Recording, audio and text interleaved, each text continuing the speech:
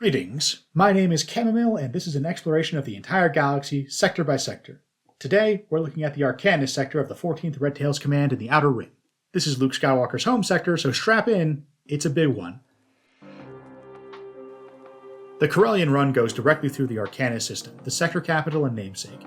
This means that, despite being astrographically far away from the galactic core, it doesn't take that long to go from Arkanis to core worlds like Coruscant or Corellia.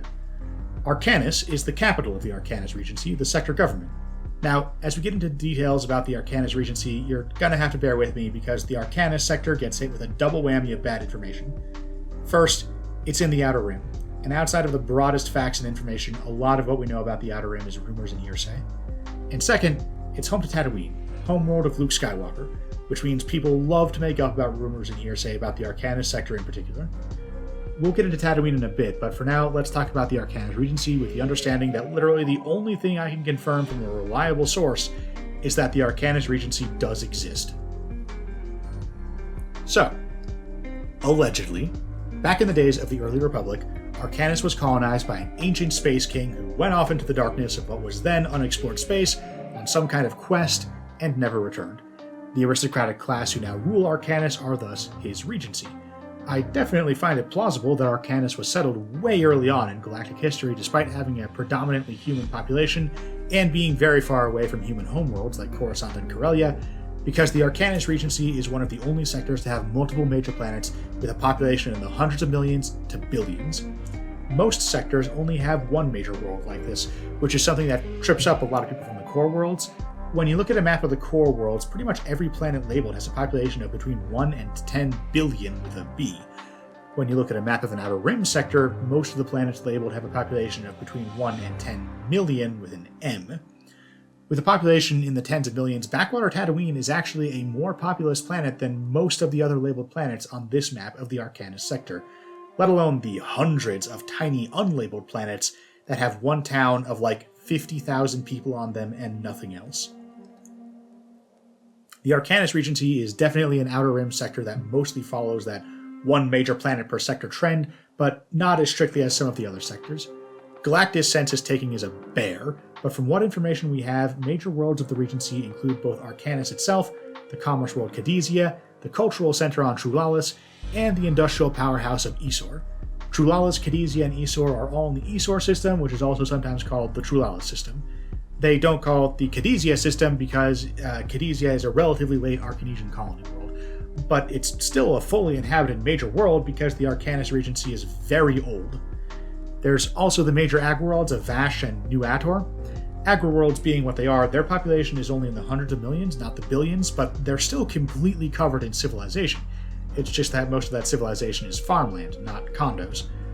If you're envisioning that all these places are arid like Tatooine, then space doesn't work that way.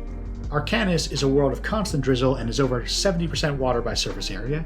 There's a ton of other wet worlds in this sector, like Trask, that one moon that Din Djarin and Baby Gogurt visited that one time, which is home to one fishing village surrounded by 19 million square miles of ocean.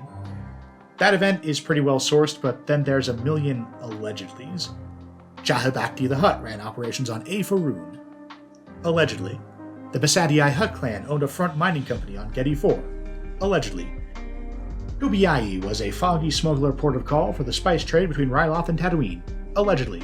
Tarnunga was an ocean planet full of sea monsters and maritime pirates. Allegedly. Like most sectors, the Arkanis sector has about 1,000 inhabited planets on it, but like most sectors, most of those planets are planets like these, Trask and Kubiai and such. They have one small town on them, a small or non-existent rural population, and that's it. 1,000 planets with 50,000 people-ish, each is only 50 million people total, which is in the same ballpark as the population of Tatooine, and 2 orders of magnitude below sector capital worlds like Arkanis, Naboo, Kashyyyk, and other planets you've actually heard of. That's normally how an Outer Rim sector works. There's one big planet with 90% of the sector's population and a literal 1,000 smaller planets that have the other 10% split up between them. But the Arkanis Regency isn't like that. And I don't just mean that the Arkanesians have some other big worlds like Trulalis and Cadesia. Oh no. Those of you who know your Clone Wars history have probably been wondering, where the hell does Geonosis fit into this?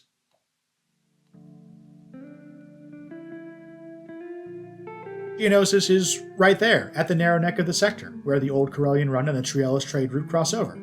I mean, technically those cross at Tatooine, but Geonosis is only 1 parsec away. That's barely 3 light years. It's the next star system over, practically on top of Tatooine. Seriously, you could go to Geonosis from Tatooine on sublight engines. It would take like a decade, but it's still insane that you technically don't even need a hyperdrive to get between them. And it's a species homeworld with a population well into the billions, so why the hell isn't Geonosis the capital of its own sector? You can see that the Arkanesian major worlds are all clustered trailing in rimwards of Geonosis, on or near the modern Corellian Run, and the sector has a narrow neck right nearby, so how come the Geonosians can't break the sector off there and be the sector capital of their own sector, incorporating the Gulf of Tatooine and the Da'anjan Nebula region? If you think that P, is that pronounced P? If you think Piss there might be a major Arkanesian world because the map gives it a big dot, the same as Isor and Vash, then nope. Official census data gives that planet a population of 996. Census data isn't super reliable, but it's correct within an order of magnitude. This planet is a very small town built around 1 lumber mill. If you think that the Arkanis Sector got expanded after the sterilization of Geonosis, then that's a good guess, but no. These are the traditional borders of the Arkanis Regency as defined by the early Republic. They expand out a lot from Arkanis because that is, allegedly, the direction their Space King went when he ventured into unexplored space and vanished, so everything that might plausibly have been in this mythical king's path, and which wasn't already given to another sector, was given to Arkanis. So what's going on? Well, Geonosians live underground, so their civilization isn't easily visible from space, and they weren't spacefaring back in the primordial days of the early Republic. The Arkanis Regency was one of the first sectors incorporated into the Republic outside the core, before almost every other sector in the Outer Rim and even the Mid-Rim. The Corellians went straight down the Corellian Run to the edge of the galaxy, and a bunch of sectors got added along the way, so the Arkanis Sector's borders were defined before anyone knew the Geonosians were there. When the Geonosians reached space and joined the galactic community, the Arkanis Regency was aggressively opposed to giving up its Spinwards territory to the Geonosians, so although Geonosis itself was always sovereign under the Republic, it did not have separate galactic representation. Their representative to the Senate was still the Arkanis Regency Senator, and that's not even an elected position. Not all senators are elected, some of them are appointed, like the corporate Senate seats that entities like the Trade Federation and the Galactic Banking Clan got in the late Republic, along with a lot of aristocratic sectors who joined in the days of the early Republic. Back then, the Republic was not a galactic hegemon or even a major power. It was a multipolar galaxy caught between not just the Republic, but also the Mandalorians, the Hutt Empire, the Sith Empire, and dozens of smaller states like the Tion Hegemony, the Kittel Thard, and the Hapes Consortium. In the days of the early Republic, if the Republic tried to demand that a smaller state like the Arkanis Regency adopt democracy by holding sector status hostage, then the economic benefits of joining the Republic weren't yet great enough for that to be a significant pressure. The Arkanis Regency would have just said no. So, a lot of these early Republic sectors aren't democratic, including the Arkanis Regency.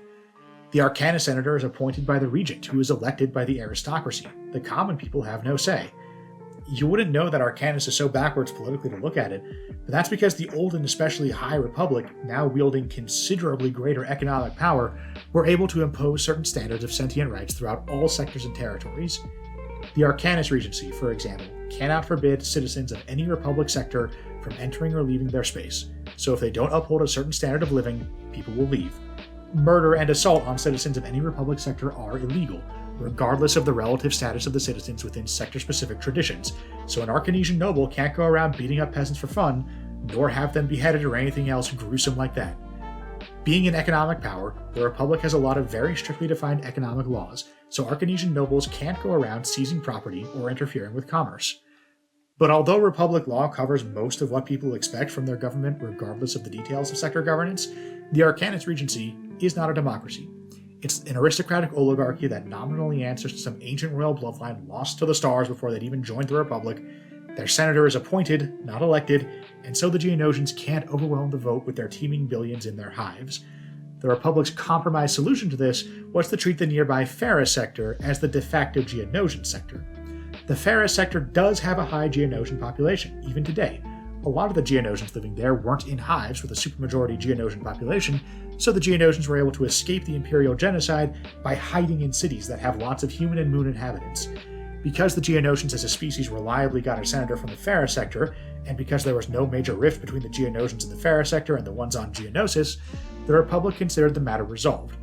But the Geonosian homeworld, where a plurality of Geonosians lived, including 90% of their hive queens, was officially in the territory of the Arkanis Regency.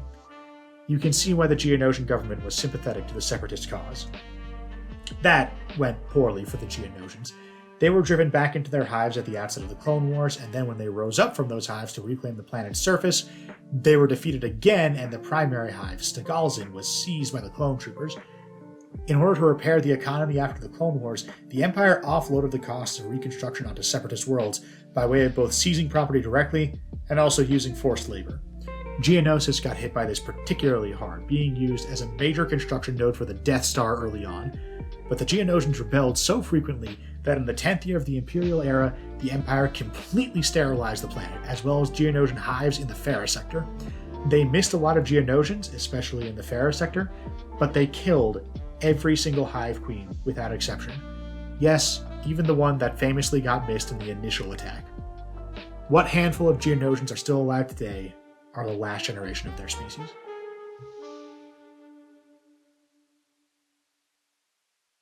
Legend has it that Tatooine was colonized by the Tumumga people in the ancient pre-Republic days.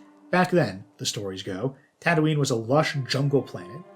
When the Rakatan Infinite Empire subjugated the world, the Tumumga fought back with such intensity that the Rakata resorted to completely glassing the planet to end the insurrections once and for all, even if it cost them the resources and population they were trying to control.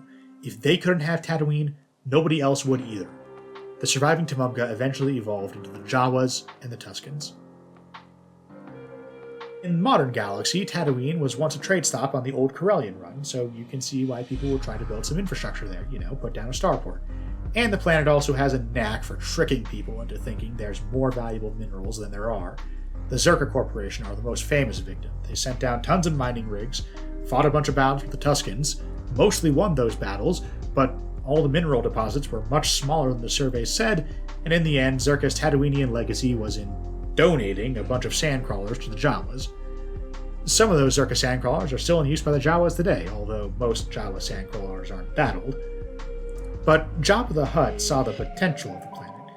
It had a sizable population of tens of millions and some decent infrastructure, including a spaceport in Mos Eisley. It's still on the old Corellian run, which is a decent hyperroute, and it's not that far away from the modern Corellian run, which is insanely fast and connects straight to the core. It's within reasonable travel distance to Hutt space, but it's not actually inside Hutt space, which puts it at the very fringe of where rival Hutts could interfere with Jabba's operations. Despite its population, infrastructure, and location, its lack of resources means no one wants to move there or fight over the place. It was the perfect spot to set up a criminal empire. Jabba became the premier Hutt crime lord of the Corellian run, the de facto ruler of Tatooine, and by the time of his death in the 23rd year of the Imperial Era, he was so powerful that he thought he could hold captive a princess of Oleron, who was also a high-ranking, active-duty rebel officer, and keep her not securely locked away in some vault-like dungeon, but show off this powerful political captive as a trophy. Jabba was fatally wrong about that, but his mistake was underestimating the incredible personal power of Luke Skywalker, one of the most powerful Jedi to ever live. If he treated Luke less like any old Jedi Knight and more like what he was, a combatant more powerful than Darth Vader, Jabba had the resources to win that fight. He didn't bring nearly enough firepower to the Pit of Carkoon, but he could have if he'd known it was going to be necessary.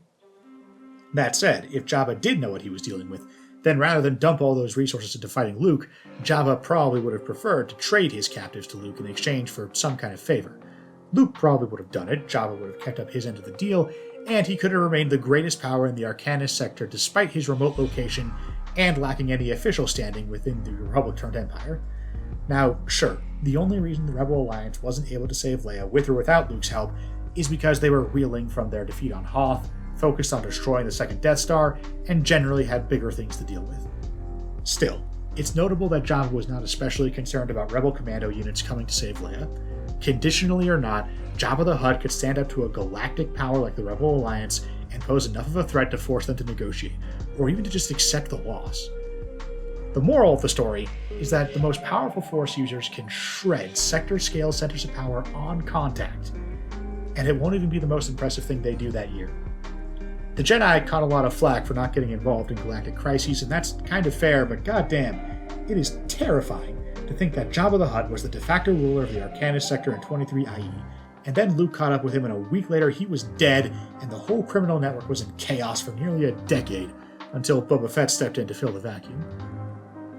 No one's crying tears for Jabba the Hutt, but look, maybe the best thing to do with Force users that powerful actually is to indoctrinate them into a religion that demands they sit around meditating all the time instead of overthrowing a planetary government as a lazy weekend project.